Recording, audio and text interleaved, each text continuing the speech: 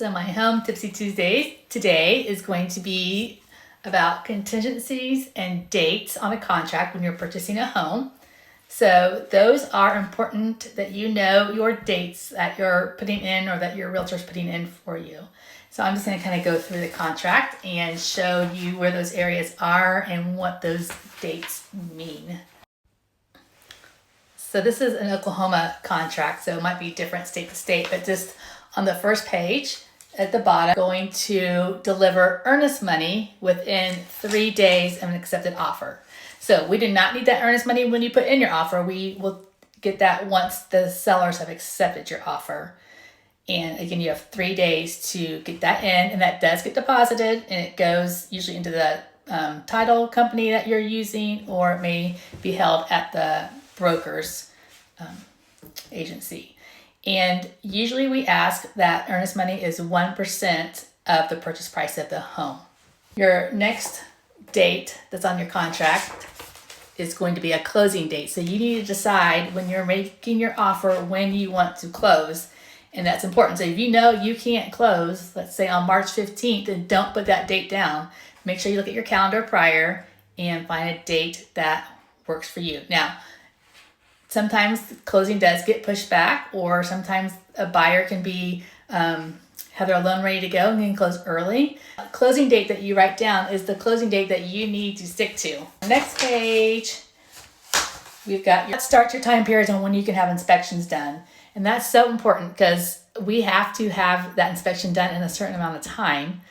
And we need to have that in the contract. So it can be 5 days, 10 days, 14 days, whatever y'all decide. Now, the quicker you do it, or the least amount of days you have, makes your offer look more appealing to the sellers.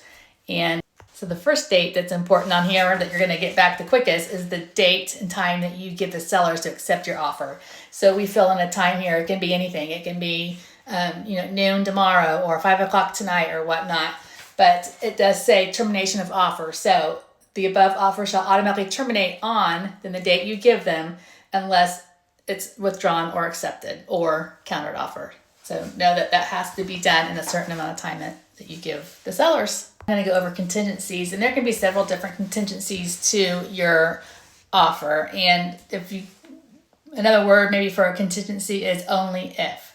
So one contingency is if you have a home to sell first. So this is my offer, but it's contingent only if my house sells, if I can sell my house.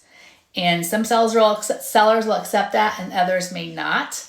But a lot of people have to sell their house before they can buy another home. So it's not uncommon.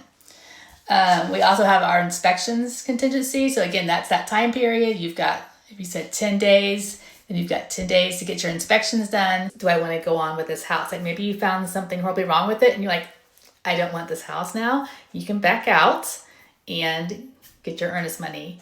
We also have a loan contingency. So if you are getting a loan to purchase the home, then you are saying, I will buy this home only if I get loan approval. And that has to be started and done within an amount of time as well. So contingency is the appraisal contingency.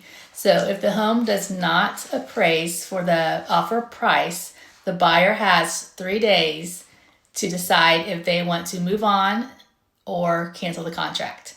So more negotiations can take place. So the seller can come down to the appraised price, or the buyer may have to pay the difference between the appraised price and the offer price if it does not appraise. Again, though, if it does not appraise, the buyer doesn't want to move forward, they don't want to pay more, then they do have 3 days that they can cancel that contract and still get their earnest money back.